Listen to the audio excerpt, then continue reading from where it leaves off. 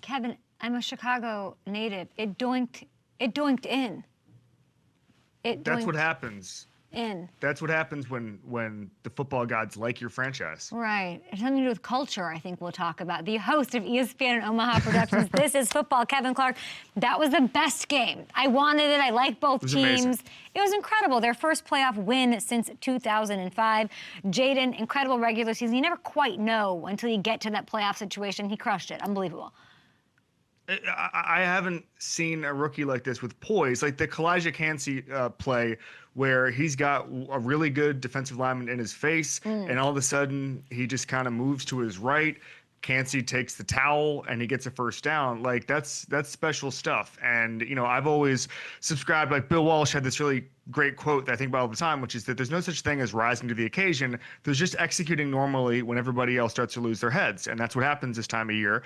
And what Jayden Daniels is, and Peyton Manning was on my show. Sorry for the name drop on Friday, and he was talking about Jayden, and he said the thing that impresses him most, and there were about 10 things he said, but number one is that he looks in the fourth quarter like he does in pregame warmups, like completely calm, completely cool, collected, and you see that on the gotta have it downs with 45 seconds to go in the game, in the biggest game the Commanders have played in over a decade. It's just it's like he's out there in OTAs just slinging the ball. It's incredible to see that level of poise, and I would say some of it has to do, Kay, with how much football he played at the collegiate level, and that's the portal, that's NIL. Like it's so much. There's so much going on down at the college level, but it's helping quarterback development. And I joke, but I call them doctor quarterbacks because they go down there and they play 5 years. They play in a bunch of different offenses. They throw the ball hundreds and hundreds and hundreds of times, and they come to the NFL and they're ready to rock. I would put Bo Nix, even though we didn't have the same success yesterday, in the same bucket. Two 24-year-old quarterbacks here on Wild Card Weekend duking it out. I just met Dylan Gabriel out of Oregon. Bo Nix Part 2. He's also 24. He's ready to go, and he's going to come in mature AF, dealt with a lot of things, different teams, ready to go. What does the culture have to do with this? The doink going in, the Josh Harris saying talent people, I forget what talent people culture, like that made this happen, in my opinion. And I think that the same thing's going on in Denver with Peyton. Yeah, so it's funny because Josh Harris had the best job in football last year, which was he wasn't Dan Snyder, right? Like that's an amazing job because anything you do, oh wow, this is so much better than Dan Snyder, and everything that they did in Washington, whether that was RG3's rookie year or trading for Alex Smith, anything that would get a normal fan base excited, it was always tinged with, Snyder's going to screw it up. So immediately Josh Harris is the most popular guy in town. But that only gets you about a year of goodwill. You got to start building on that. And they come out and they obviously hit a home run with not only the head coach, but the offensive coordinator. I was wrong on both. I doubted both hires. Hand up, that's on me. I didn't see that kind of success coming. I thought Jayden Daniels was going to have a really high floor year one. I thought it'd be exciting because he could push the ball down the field in the SEC. I already detailed kind of the experience that he had there, but I knew he'd be able to do a handful of really hard things well in his rookie year.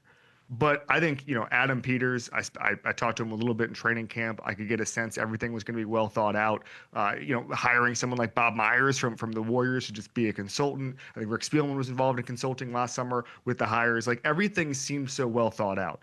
And in Washington, that was never the case before. It was whims. It was, we're doing this because someone's in a petty feud with somebody else. Like there were, 5 or 6 factions in the facility at any given time because this person's aligned with this. I mean, it was Game of Thrones.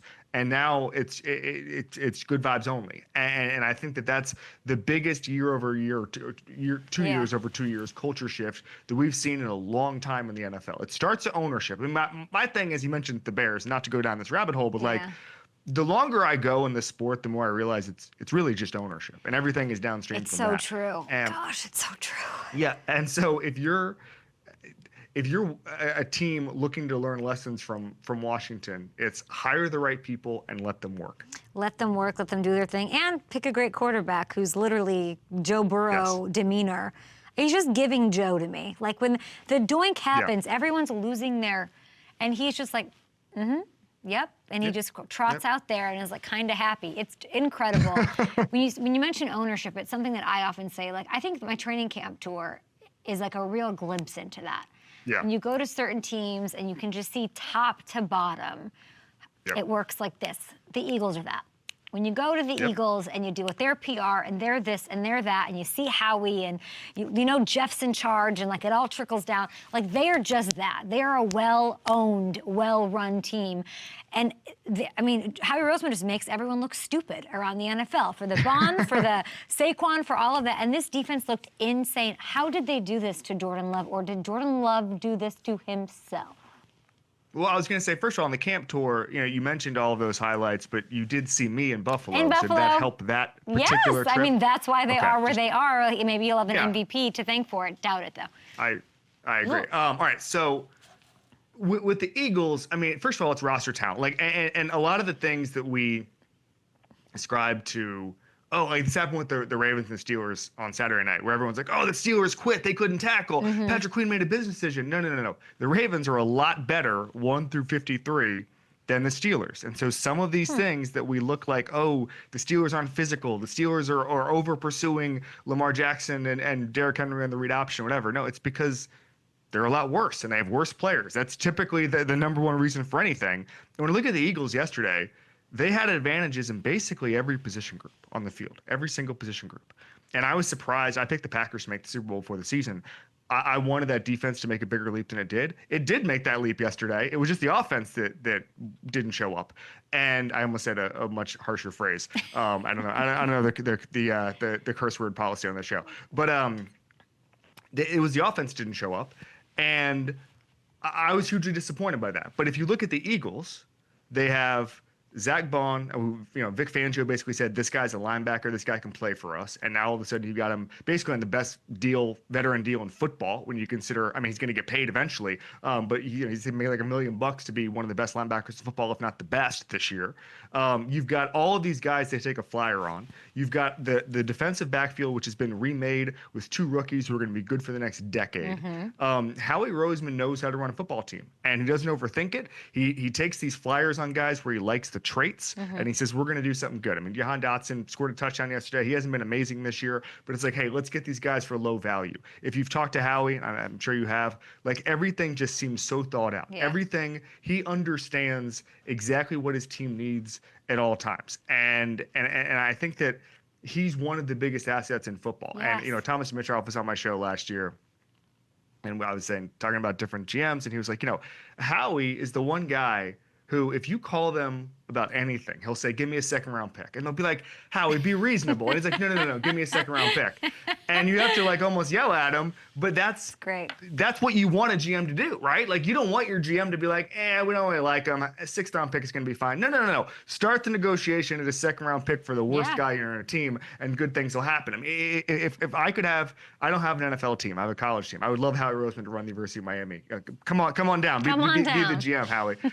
But if I could do anything, it would be have Howie Roseman be my GM, because he just understands what his roster should look like. Now, the tax you pay if you're a coach is, I think you're under pressure a lot, because they give you a good roster. You better win a lot with it. But I think most coaches will take that deal. But even like I think he operates, but how can I make everyone look stupid? How can I make the Giants look dumb? Also, like Dolphins, like you idiots, like talking whatever about Fangio, come on in. Come make stuff out of these guys who we got that maybe nobody thought that they'd have any production out of. It's really quite incredible. And then you mentioned the Steelers. I want to get into the Tomlin with you of it all, because this is now 6 straight. I hate to see it. Schefter is reporting, you're with ESPN, reporting no indication Pittsburgh will move on for him. What should happen here? If he wants to come back, he should be able to. The comparisons to Andy Reid were a little silly, I thought, Andy Reid in Philadelphia, because Andy Reid had 1 year after this that was a total disaster. I mean, after the kind of mediocre stretch, total disaster. And he did a couple of weird things, like he hired his buddy who was an offensive line coach to be defensive coordinator. They did a lot of weird stuff there, and it just seemed like the end. So I think that, and I felt this way about Belichick too, you always give those guys a year extra than you would. And the one thing I was wrong about, so I thought Belichick was going to survive last year, and then it got so bad, and then somebody in New England was like, well, maybe last year was the bonus year. Maybe he's gotten extra years. It's like, oh, when you think about it that way, okay, I understand. I don't know when the clock starts on the bonus years. But for me, I think Mike Tomlin is the best coach for the Steelers right now. And Mike Tomlin would be the best coach for the Bears. He'd be the best coach for the Jets. He'd be the best coach for the Saints. He would do all of those things.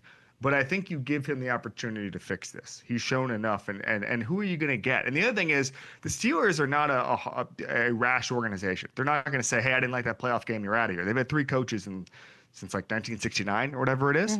And if they were thinking about moving on, the exit would be graceful. It wouldn't be like this. It wouldn't be a random Monday, January 13th at noon firing. Okay, that wouldn't happen. But then the other part of it is they would spend a long time scouting the replacement. It wouldn't be a week of, hey, we're going to interview 30 people. Like, there's a reason they were able to find Bill Cowher, relative unknown. I think he was defensive coordinator with the Chiefs. Mike Tomlin, same deal. Like, it wasn't like he was a buzzy head coach candidate. I don't remember. Thankfully, do you think the Mike's Chuck Noll. thinking? He's know. not thinking maybe I want to. You don't think is it all? I don't know. Like, does he want to go back and? At what point? So like next year, if he doesn't figure it out, then you fire him. Yes. Well, or just say, hey, maybe we should trade you or something like that. Just have that conversation. So you're giving him one more year. Why one more year? Yes, I'm giving him a bonus year. But why? Because he has won a bunch of games for them. Yeah. So he'll win a bunch of games next year for them, though. So like, where do you then draw the line? It's interesting. I don't know how when you decide like, let's get divorced. Like, we love each other. But if he wins a bunch of games for him next year, then you don't fire him. Yeah. You're not giving him like it's not going to be like a Coach K going away thing where everybody gives him a present before the game. It's more like you get a year to prove yourself. He's not going to be Mariano Rivera getting, a canoe or whatever the heck they were giving him pregame when he was leaving. But it's more of you get a year to prove yourself, show us you're on the right track. The Kenny Pickett pick set them back, I'd say, years. It's really hard to overcome a bad first-round quarterback. Even the Niners struggled to do that, even though they had an amazing roster, an amazing coach, and they had on Brock Purdy. Like, they would have certainly liked to have those extra first-round picks they spent on Trey Lance back because it would help their old expensive roster. But I think if I'm Mike Tomlin, I'm looking around saying, what's a situation that would be good for me? If Mike Tomlin said this is getting stale, what's better? You don't want to go to Chicago with that weird structure that no one knows what's going on. You definitely don't want to go to Dallas. And what the heck's going on there? The Jets are the Jets. Like, you're looking around going, I don't know. I mean, like, is there a case to be made? Let's do the Peyton program. Let's bounce. Your network would die to have him. Every network would die to have him. I've been hearing this for years. Whatever it would take. It's like truly the inner battle of networks, trying to figure out where CBS, of course, that makes the most sense. Why doesn't he just like take a breather if it's not out there? He has so many options, is my point. It's so interesting that he's still, I know he's just, I wonder what he's thinking, because at a certain point, it's got to be alluring, the thought of like wearing the suit, or does he hate it? I don't know.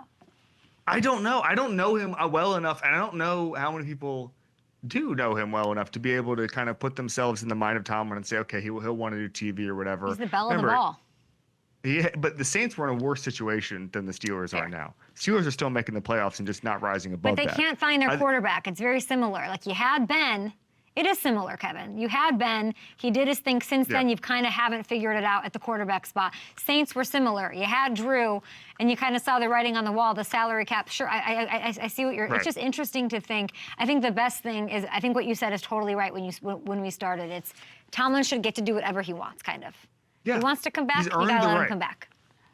He's earned the right to fix the problems. I think you just need to set clear expectations if you're the Rooneys and just say, hey, we really want to get you, we want to get back on the level of the Ravens and the Bills and the Chiefs, and like, let's not be the 5, 6, 7 seed anymore. We've got too much talent for that. I think the roster, look at the roster. I mean, like, it's a top-heavy roster. It's a top-heavy roster. And, so, I told the story the other day on the pod, but, I went to camp there this year, and Aaron Smith was there addressing the crowd. And I was thinking, like, man, Aaron's, like, that's the type of guy. They used to have, like, 20 of those guys who were just solid B-plus players. And now it feels like they got T.J. Watt and Cam Hayward, and then the roster behind that just isn't very good. We have to go. You're the absolute best. More on your pod. You're going to break down the Ravens and Bills. Give me, like, one sentence what you're most looking forward to in that matchup. I mean, it's the quarterbacks, but I'm looking to see if that Bills roster that made great adjustments on Sunday makes adjustments against Lamar. Okay. I love the pencil. I love the whole shtick. You're the best. Peyton Manning was on the show. Go download it. Listen to everybody.